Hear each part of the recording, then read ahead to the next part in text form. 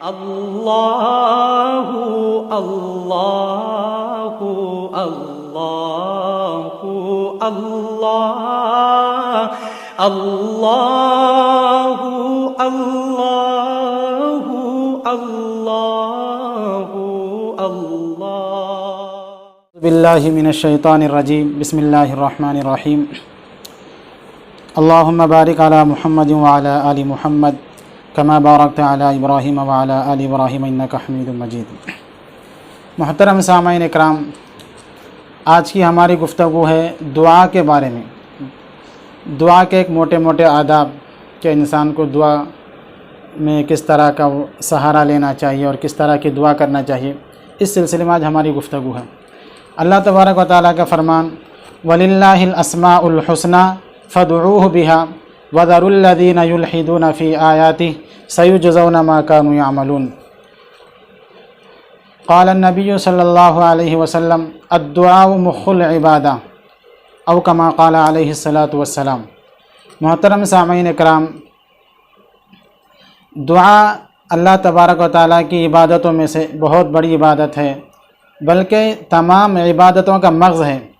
اللہ کے رسول صلی اللہ علیہ وسلم نے یہ نہیں فرمایا کہ دعا عبادت ہے، یہ نہیں فرمایا، بلکہ یہ فرمایا الدعاء مخ العبادہ، دعا تمام عبادتوں کا مغز ہے، تمام عبادتوں کا خلاصہ ہے۔ یعنی نماز بھی عبادت ہے، زکوٰۃ بھی عبادت ہے، روزہ بھی عبادت ہے، لیکن دعا مانگنا اللہ تبارک و تعالیٰ سے یہ بہت بڑی عبادت ہے، بلکہ تمام عبادتوں کا خلاصہ ہے۔ اس لیے کہ انسان جب دعا مانگتا ہے جس میں جو ہے نا ذلت پائی جاتی ہے، اس میں رسوائی پائی جاتی ہے، اس میں شرمندگی پائی جاتی ہے۔ ایک انسان دوسرے انسان سے مانگے کہ بھائی میرے کو پیسے دے دو، میرے کو فلاں چیز دے دو، کچھ روٹی دے دو، اس طرح سے مانگتا ہے تو یہ ہاتھ پھیلانا دوسرے کے سامنے یہ ذلت ہے۔ مانگنے اب اس طرح سے جب مانگیں گے تو ہاتھ میں بھیک مانگنا یہ ذلت پایا جاتا ہے، اور یہ ذلت یہ تزلزل اللہ کے سامنے اختیار کرنا چاہیے۔ اس لیے اللہ کے نبی صلی اللہ علیہ وسلم نے فرمایا سوال کرنا ذلت ہے، السوال ذل، الید العلیٰ خیر من الید السفلیٰ، اوپر والا ہاتھ نیچے والے ہاتھ سے بہتر ہے۔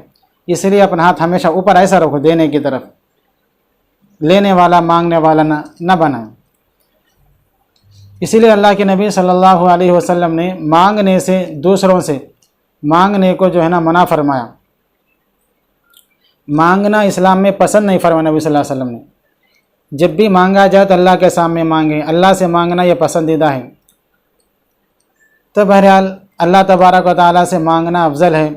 اب یہ دعا میں ہم کچھ چیزیں بتائیں گے کہ دعا مانگنے میں واسطہ وسیلہ ضروری ہے یا نہیں۔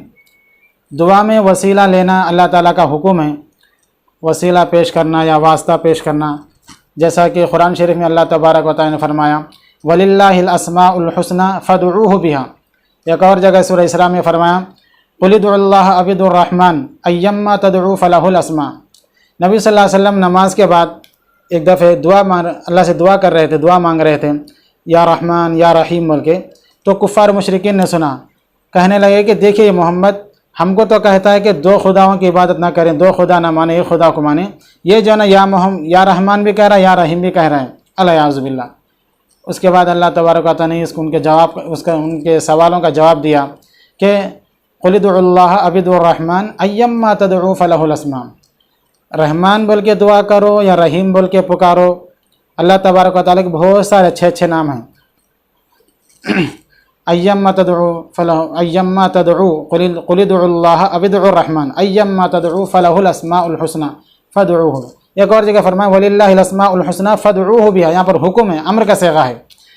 تو اللہ تبارک و تعالیٰ سے دعا مانگا جائے تو دعا میں اللہ تبارک و تعالیٰ کے اسماء جو صفاتی نام ہیں، جیسا کہ خالق، رزاق، جبار، فتاح، اس طرح کے اللہ تعالیٰ بخاری شریف میں آیا کہ اللہ تبارک و تعالیٰ کے 99 نام ہیں۔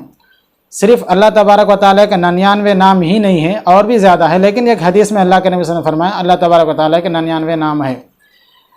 جو آدمی ان کو یاد کرے گا، اللہ تبارک و تعالیٰ من احصاها کا لفظ ہے، ایک اور روایت میں من حفظها بھی ہے، جس نے ان کو یاد کر لیا، ان کو یاد کر لیا، اس پر عمل کرا، اس کے مطابق اپنا عقیدہ رکھا، تو وہ جنت، اس کے لیے جنت کی بشارت سنائی۔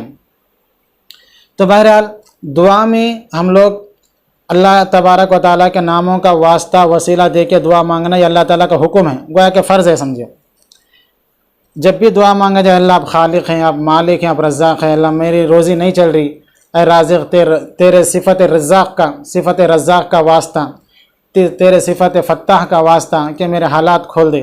اللہ تبارک و تعالیٰ کی ذات کو، اللہ کی ذات کو، اللہ کے صفاتی ناموں کا واسطہ دینا یہ اللہ تبارک و تعالیٰ کا حکم ہے قرآن میں۔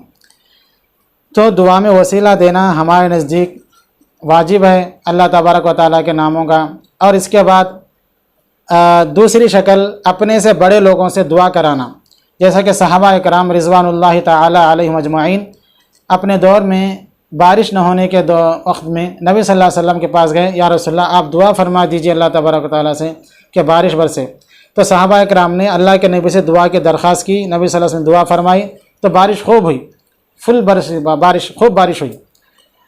پھر ایک دوسری شکل، اب یہ دوسری شکل ہے کہ بڑے آدمی سے، بزرگ آدمی سے دعا کرانا، یہ بھی صحابہ اکرام سے ثابت ہے۔ پھر اس کے بعد دعا میں اعمال کا واسطہ دینا، اے اللہ میں نے فلاں عمل کیا، تنہائی میں، جنگل میں، بیابان میں یا بند کمرے میں نے تیری رضا کے خاطر 2 رکعت نماز پڑھی تھی، تیری رضا کے خاطر استغفار کیا تھا، رویا تھا، گناہوں سے معافی مانگی تھی، یا تیرے لیے میں چھپ کر صدقہ کیا تھا، کسی کو پتہ نہیں تھا سوائے میرے اور لینے والے کو اور تیرے علاوہ۔ اگر یہ عمل تیرے نزدیک قبول ہے تو اللہ میری اس مصیبت سے نجات دے دے، جیسا کہ حدیث میں بخاری وغیرہ میں بنی اسرائیل کا قصہ مذکور ہے۔ تو یہ ہو گئے 3 شکلیں۔ پہلی شکل اللہ تبارک و تعالیٰ کی ذات کو، اللہ کے لیے اللہ کے صفات کا واسطہ دینا، اللہ تیرے رحمان کا، تیرے رحیمیت کا، تیرے عفو و درگزر کا، تیرے غفاریت کا واسطہ کہ مجھے معاف کر دے، تیرے رزاقیت کا واسطہ کہ مجھے میرے حالات بنا دے۔ اس طرح سے یہ پہلی شکل ہوئی کہ اللہ تبارک و تعالیٰ کو ان کے ناموں کے، ان کے صفاتی ناموں کا واسطہ دے کے دعا کرنا۔ دوسری شکل ہے بڑے لوگوں سے، بزرگان دین سے، صحابہ جیسا کہ نبی سے کروانے لگائے، اس طرح اولیاء اللہ سے دعا کرانا، زندہ جو ہے، جو دنیاوی حیات ہے ان سے دعا کرانا، یہ بھی صحابہ سے ثابت ہے۔ یہ دوسری شکل ہے۔ تیسری شکل ہے اعمال، ہم جو نیک اعمال کریں، اچھے اعمال کریں، اللہ تبارک و تعالیٰ کو ان اعمال کا واسطہ دینا ہے۔ اللہ اگر میرا یہ عمل تیرے بارگاہ میں قبول ہے تو اس کا واسطہ، اس کا وسیلہ کہ میرا فلاں کام کر دے۔ ٹھیک ہے، یہ ہو گئے 3۔ چوتھی شکل ہے بڑا آدمی چھوٹے کو دعا کی درخواست کرنا، جیسا کہ حضرت عمر بن خطاب رضی اللہ تعالیٰ عنہ عمرے کے لیے جا رہے تھے۔ اللہ کے رسول صلی اللہ علیہ وسلم نے فرمایا یا اخی لا تنسانا فی دعائی کا، اے عمر، اے میرے بھائی، اپنی دعا میں مجھے یاد رکھنا، اپنی دعا میں نہ بھلانا۔ یعنی بڑے آدمی کا چھوٹے کے لیے دعا کرنا، دعا کروانا، اس کے لیے دعا کی گزارش کرنا، یہ بھی صحیح ہے۔ تو گویا کہ دعا میں واسطہ وسیلہ پیش کرنا یا دوسروں کے ذریعے دعا کا واسطہ وسیلہ دینا، یہ 4 شکلیں صحیح ہیں۔ اللہ تبارک و تعالیٰ کے ناموں کا وسیلے سے دعا مانگنا، بڑوں سے دعا کرانا، اپنے نیک اعمال کا واسطہ دینا، بڑے چھوٹوں سے درخواست کرنا دعا کے لیے، یہ 4 شکلیں جائز ہے۔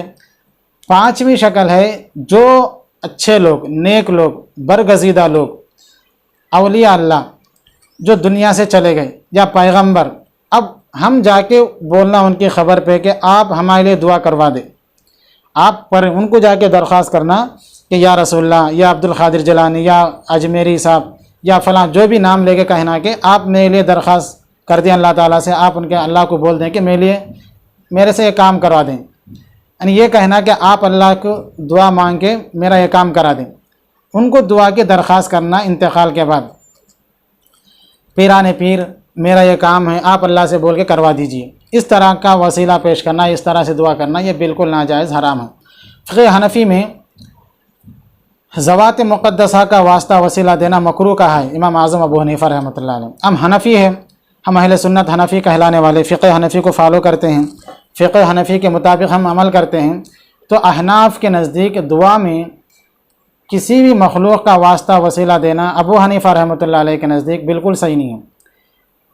اسی لیے پورے قرآن میں یا پورے احادیث کے ذخیرے میں اللہ کے نبی صلی اللہ علیہ وسلم اللہ تبارک و تعالیٰ جتنے بھی دعائیں بتائے، انبیاء علیہ الصلوۃ والسلام کے دعائیں، ربنا ظلمنا انفسنا، آدم علیہ الصلوۃ والسلام کی دعا، یا یونس علیہ الصلوۃ والسلام کی دعا، کہ لا الہ الا انت سبحانک انی کنت من الظالمین، یا پھر ایوب علیہ السلام کی دعا ربی انی مسنی الضر وانت ارحم الراحمین، یا سلیمان علیہ السلام کی نبی صلی اللہ علیہ وسلم کی دعا ربی زدنی علما۔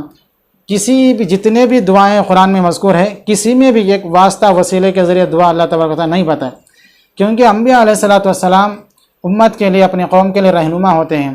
نبی خاص کر کے ہمارے پیغمبر آخری نبی محمد صلی اللہ علیہ وسلم ہم سب کے امام بلکہ تمام نبیوں کے سردار بھی ہم کو قدم قدم پہ دعائیں سکھائے، گھر میں داخل ہونے کی، گھر سے باہر نکلنے کی، مسجد میں جانے کی، مسجد سے نکلنے کی، کھانا کھانے کی، پانی پینے کی، دودھ پینے کی، سفر میں جانے کی، کشتی میں سوار ہو رہے تو اس وقت کی، یہاں تک کہ میت کو دفن کر رہے ہیں تو اس وقت کی، بچہ پیدا ہوا تو پھر اس وقت کیا کرنا، اذان دینا کیا، اس طرح کے ہر موقع پہ دعائیں سکھائیں۔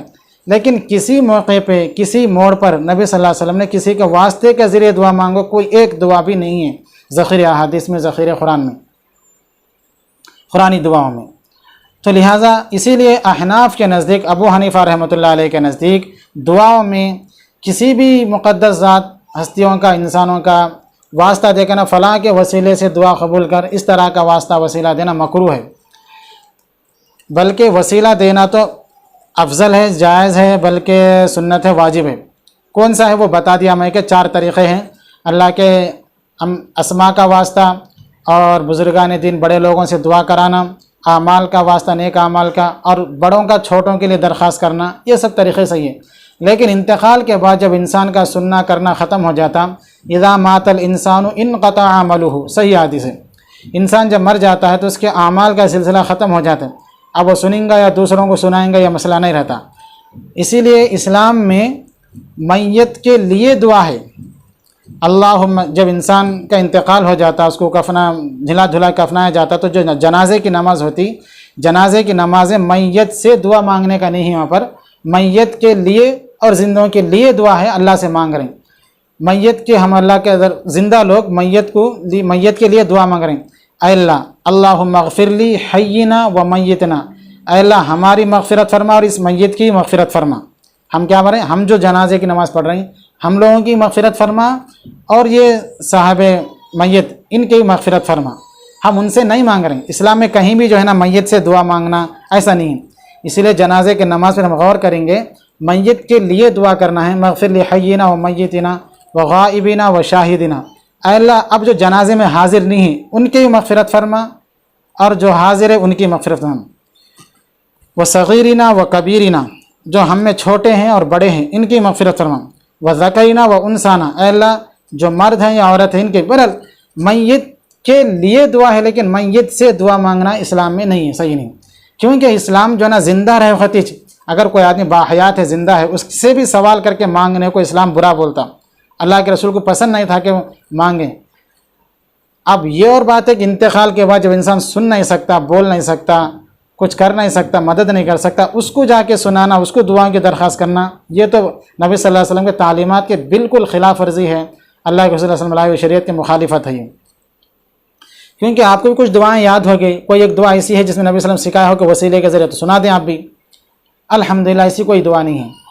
اسی لیے کہ اللہ تبارک و تعالیٰ نبی صلی اللہ علیہ وسلم، قرآن میں آپ ذرا غور کریں گے، کفار و مشرکین یا پھر جو بھی جو ہے نا سوالات کرتے، یسألونک عن الاہلہ، اے نبی صلی اللہ علیہ وسلم آپ سے جو ہے نا یہ لوگ چاند کے بارے میں سوال کرتے ہیں، تو آپ قل ہی مواقیت، آپ جواب دیجئے کہ وہ چاند تاریخ متعین کرنے کے لیے، ایام بتانے کے لیے ہے، یسألونک عن المحیض، آپ کو حیض کے بارے میں جو ہے نا عورتوں سے ایام کے بارے میں سوال کرتے ہیں، آپ کہہ دیجئے، جہاں جب یسألونک سے سوال کرے تو اللہ تبارک و تعالیٰ نبی صلی اللہ علیہ وسلم سے کہلوا دیے، لیکن جب اللہ کے اور بندوں کا دعا کا مسئلہ آیا تو وہاں پر نبی صلی اللہ علیہ وسلم کو بھی اللہ تعالیٰ ہٹا دیے۔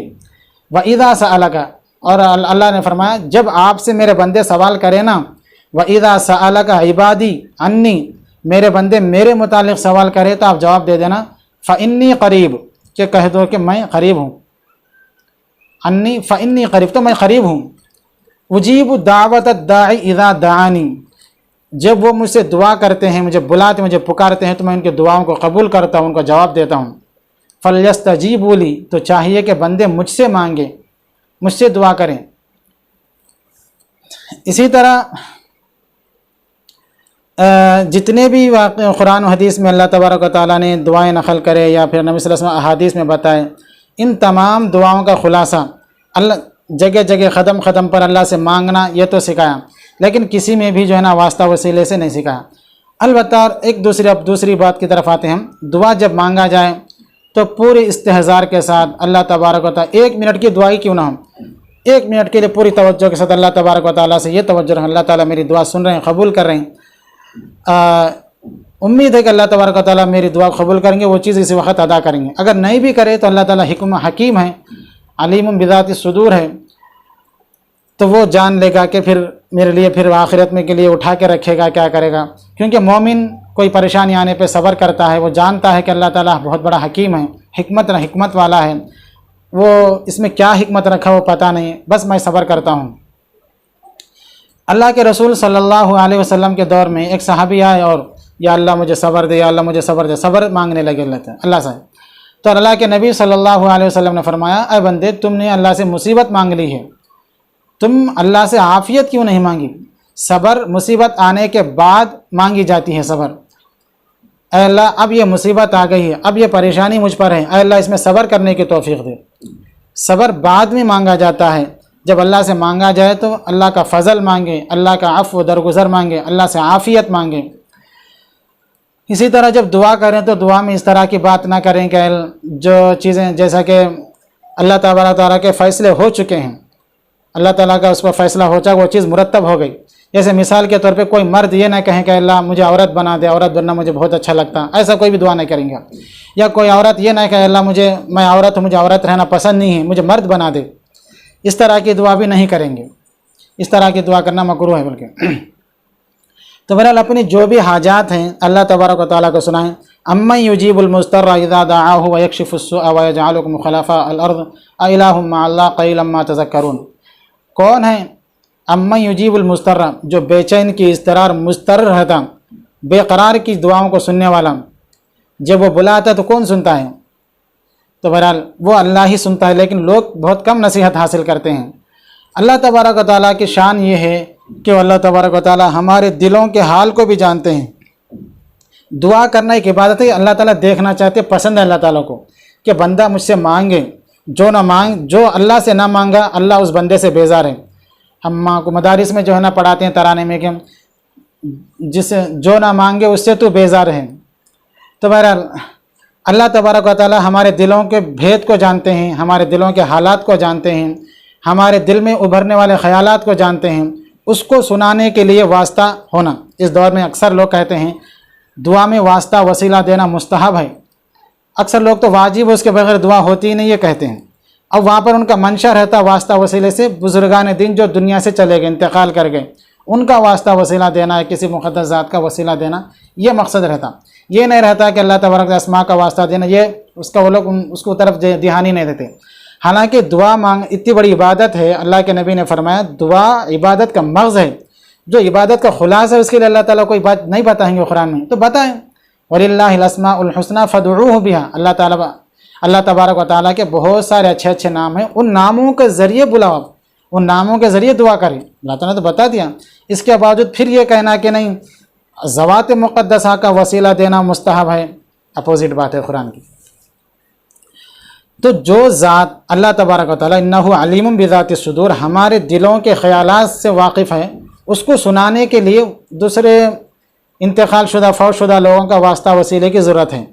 ہم یہ پوچھتے ہیں اچھا جو لوگ فوت ہو گئے وہ لوگ ہمارے دل کا حال تو کیا سننے پر بھی قادر نہیں ہیں؟ آپ بھی جانتے ہیں اچھی طرح، آپ بھی تھوڑا سا عقل دوڑائیں گے، افلا تعقلون، کہ کوئی بندہ سو رہا ہے، آپ جا کے کہیں کہ ٹھیک ہے ابا میں آپ کی گاڑی لے کے جا رہا ہوں، جا تھا نا ٹھیک ہے لے کے چلیں گے۔ آپ کی اماں سنے بولے ابا سو رہے ہیں، کیا بات کر رہا تو سوتے کیا سن سکتے نا؟ تو معلوم ہے کہ سونے والا نہیں سنتا۔ مدارس میں جب بچے پڑھتے پڑھتے سو جاتے ہیں حفظ کرتے ہوئے تو اونگتا رہے تو اس کو ٹھہرا دیتے ہیں، ٹھہر کے پڑھو آپ تاکہ نیند چلے جائے۔ کیوں؟ جب انسان سو جاتا ہے تو سننے کے کان سماعت چھوڑ دیتے ہیں، بولنے والی زبان چھوڑ دیتی ہے، دیکھنے والی آنکھ ڈھیلی پڑ جاتی ہے۔ تو جب سونے والے پہ یہ چیزیں کا ادراک ختم ہو جاتا ہے تو نیند موت کی بہن ہے، جب انسان مر جاتا ہے تو بدرجہ والا تمام چیزیں ختم ہو جاتی ہیں۔ اسی لیے اللہ تبارک و تعالیٰ نے فرمایا مردہ اور زندہ دونوں برابر نہیں ہیں۔ روشنی اور اندھیرا دو برابر نہیں ہیں، دھوپ اور چھاؤں دو برابر نہیں ہیں، لیکن اب کے لوگ کہتے ہیں کہ نہیں، مردہ زندہ بھی سنتا ہے، مردہ بھی سنتا، دونوں برابر ہے کہتے ہیں، قرآن کے اپوزٹ، ایسا کچھ بھی نہیں ہے۔ تو بہرحال ہم اللہ جو دلوں کا حال جانتا اس کو سنانے کے لیے بزرگان دین جو انتخاب شدہ ہیں، جو دلوں کا حال تک سننے کے بھی قادر نہیں ہیں، سونے کے بعد بھی نہیں سن سکتے، مرنے کے بعد تو دور کی بات ہے، تو اللہ کو سنانے کے لیے ان لوگوں کے واسطے کی وسیلے کی ضرورت ہے جو سن نہیں سکتے۔ ہم یہ پوچھ رہے ہیں ان کو سنانے کے لیے جو سن نہیں سکتے بزرگان دین جو انتقال کر گئے، ان کو سنانے کے لیے بھی کسی واسطہ وسیلے کی ضرورت ہے یا نہیں؟ کہتے ہیں کہ اللہ اگر آپ پی ایم سے ملنا ہے تو آپ کو جو ہے نا پہلے وہاں چوکیدار سے ملنا پڑے گا، آپ کو سی ایم سے ملنا ہے تو پہلے وہاں کا وہاں جو گارڈ رہیں گا اس کو گارڈ سے ملنا پڑے گا، بغیر وسیلے کیسا جائیں گے؟ اب چھت پہ چڑھنا پڑا تو سیڑھی کے ذریعے۔ بے شک یہ مثالیں صحیح ہیں، ہم پی ایم سے ملنا چاہتے تو ڈائریکٹ نہیں مل سکتے، سی ایم سے ملنا چاہتے تو ڈائریکٹ نہیں مل سکتے، واسطہ وسیلے کے ذریعے ملنا، کیونکہ یہ دنیاوی بادشاہت ہے۔ دنیاوی بادشاہوں کی مثالیں اللہ کے لیے نہیں دینا، فلا تضربوا للہ الامثال، اللہ کے لیے مثالیں بیان نہیں کرنا۔ اللہ تعالیٰ بہت اوپر نہیں ہے، اللہ کی ذات واللہ من ورائہم محیط، تمام کائنات اللہ تعالیٰ گھیرے ہوئے ہیں، اس کے قبض قدرت میں ہیں۔ چونٹی یہاں سے یہاں تک کے چلنے میں وقت لگتا، آہستہ آہستہ آہستہ چلنے میں، اس کو یہاں سے یہاں تک کے پہنچنے میں اس کو آدھا منٹ کا وقت لگتا، لیکن ہمارا ہاتھ یہاں سے یہاں تک جانے میں کتنا وقت لگا؟ ہمارے لیے ایک ہی چاہیے سب۔ تو اللہ کے لیے کسی چیز کا سننا کرنا یہ بعید نہیں ہے، اس کو سنا نہیں سکتے۔ اللہ ہماری نہیں سنتا جی ہم ان کو سناتے، انہوں اللہ کو بول لیتے، اللہ ان کی سنتا نہیں، ان کی سنے بغیر رہتا نہیں، یہ عقیدہ ہے۔ ایسا کچھ بھی نہیں ہے، اللہ تبارک و تعالیٰ ہر ایک کی دعا سنتے ہیں دنیا میں۔ کافر مظلوم کی، اگر کوئی آدمی مظلوم ہے، اس پہ ظلم ہو رہا، کافر ہے تو اس کی بھی دعا سنتے ہیں۔ یہ الگ بات ہے، آخرت میں قیامت میں اس کو جو ہے نا یا نیک اعمال کا کوئی بدلہ اس کو کام نہیں آئے گا، وہ الگ مسئلہ ہے قیامت، کیونکہ یہ دار الجزا نہیں ہے، یہ دار الامتحان ہے، دار المحن ہے یہ۔ تو بہرحال اللہ تبارک و تعالیٰ جو دلوں کا حال جانتے ہیں اس کو سنانے کے لیے تو لوگ بول رہے ہیں وسیلے واسطے کی ضرورت ہے، لیکن جو آدمی سن نہیں سکتا اس کو سنانے کے لیے کچھ واسطہ وسیلہ ہونا نہیں ہونا؟ بولے ہونا اس کو وسیلے، وہ ڈائریکٹ سنتا ہو۔ اچھا، جو کچھ سن ہی نہیں سکتا وہ ڈائریکٹ سن سکتا، جو اللہ تعالیٰ ہر چیز سن سکتا، ہر چیز جان سکتا۔ وعنده مفاتيح الغيب لا يعلمها الا هو يعلم ما في البر والبحر وما تسقط من ورقة الا يعلمها ولا حبة في ظلمات الارض ولا رطب ولا يابس الا في كتاب مبين۔ ایک پتا بھی جھڑتا ہے تو اللہ تعالیٰ کہہ رہے ہیں قرآن شریف میں کہ وہ میرے علم میں ہوتا ہے۔ ایک پتا، کتنے سارے درخت ہیں دنیا میں، کتنے سارے درخت، ایک پتا بھی اگر جھاڑ سے جھڑ رہا تو اللہ کے علم میں ہے۔ تو اللہ تبارک و تعالیٰ علیم ہے، خبیر ہے، بذات الصدور ہے، دلوں میں ابھرنے والے حالات کو جانتے، اس کو واسطہ وسیلے کی ضرورت نہیں ہے۔ ایک چھوٹی بات بول کے بات ختم کر دیتا ہوں۔ بنی اسرائیل کا ایک آدمی 99 کو قتل کر دیا تھا، 99 آدمیوں کا قاتل، مشہور ہے حدیث۔ توبہ کے ارادے سے گیا، ایک نے اس کی نفی میں کہا کہ کیسے ہوتا ہے، اتنوں کو قتل کر دیا تو اب امید کر کے ڈانٹ دیتا، اس کو بھی قتل کر 100 آدمی ہوئے تھے، پھر بھی وہ توبہ کے اللہ کی ذات سے امید لائے کہ توبہ کرتے ہوئے دعا کرتے اللہ سے نکل جاتا، راستے موت ہو جاتی، بہرحال اس کی بخشش ہو جاتی۔ تو جو بندہ 100 آدمیوں کو قتل کر دیتا وہ اللہ سے مانگے، اللہ سے توبہ استغفار کرے تو اللہ تعالیٰ اس کی توبہ قبول کرتے ہیں۔ تو اس دور میں ہم اور آپ تو 100 آدمیوں کے قاتل تو نہیں ہے کم از کم۔ اگر آپ یہ سمجھتے ہیں کہ ہم اس بنی اسرائیل کے 100 آدمیوں کے قاتل سے بڑے قاتل ہیں اس لیے ہماری دعا قبول نہیں ہوتی، تب بھی یہ غلط فہمی ہے۔ لا تقنطوا من رحمت اللہ، مرنے سے پہلے ہر یہاں تک کہ شرک میں مبتلا ہے تو وہ شرک سے توبہ کر لیا تو وہ بھی اللہ تعالیٰ پھر ختم ہو گئی بات۔ تو بہرحال اللہ تبارک و تعالیٰ قرآن کے شروع سے لے کے آخر تک دعائیں سکھائیں، الرحمن الرحیم مالک یوم الدین میں رحمان الرحیم، جگہ جگہ جگہ جگہ جو قرآن میں اللہ تبارک و تعالیٰ سب سے زیادہ جو لفظ استعمال کرے رحمان الرحیم، میں بہت زیادہ مغفرت کرنے والا، رحم کرنے والا، رحمان ہوں، بخشنے والا ہوں، مجھ سے مغفرت طلب کرو۔ لیکن لوگوں نے اتنا ڈرا کے رکھے اللہ تعالیٰ سے، اللہ تعالیٰ نے ڈائریکٹ اللہ سے نہیں جانا۔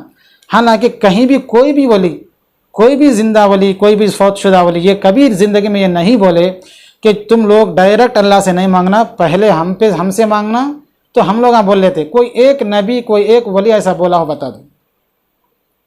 لہٰذا انبیاء علیہ الصلاۃ والسلام جتنے بھی نبی دنیا میں آئے وہ اللہ کے بندوں کو اللہ سے ملانے کے لیے آئے۔ اللہ کے بندوں کو پہلے اپنے سے ملا کہ تم نہ میرے کو بولنا میں اللہ کو بولتا ہوں، ایسا کوئی بھی نہیں بولے، بتایا کہ دیکھو اس طرح سے دعا کرو اے بندے اللہ سے۔ اور دعا مانگنے میں ایک اور بڑی غلطی یہ کرتے ہیں ہم لوگ کہ دعا شروع ہوتی ہے اللہم صلی علی سیدنا شفیعنا بلکہ دعا شروع کر دیتے ہیں، درود شریف کے ذریعے دعا شروع کر دیتے ہیں۔ درود بھی ایک دعائی ہے. اکثر لوگ غلط فہمی کہ درود بولتے نبی صلی اللہ علیہ وسلم سنتے اور وہ اس طرح سے وہ لوگ سمجھتے ہیں. حالانکہ دعا مانگ رہے ہیں تو دعا میں جس سے مانگ رہے ہیں اس کی تعریف پہلے آنا. یا رب لک الحمد کما ینبغی لجلال وجہک وعظیم سلطانک. اس طرح کچھ الفاظ اللہ تعالیٰ کی تعریف کریں. جیسے کہ بھکاری جاتا ہے کسی مانگتا ہے سیٹ صاحب دے دیجیے نا بہت رحم دل سیٹ. اس طرح سے کوئی اچھا نام لے لیتا ہے ان کا سیٹ بول کے کچھ بھی بول کے. ہم جس سے مانگ رہے ہیں نا دعا اللہ سے اس کی کچھ تعریف ہونا پہلے. الحمدللہ الذی انزل علی عبدہ الکتاب الحمدللہ رب العالمین.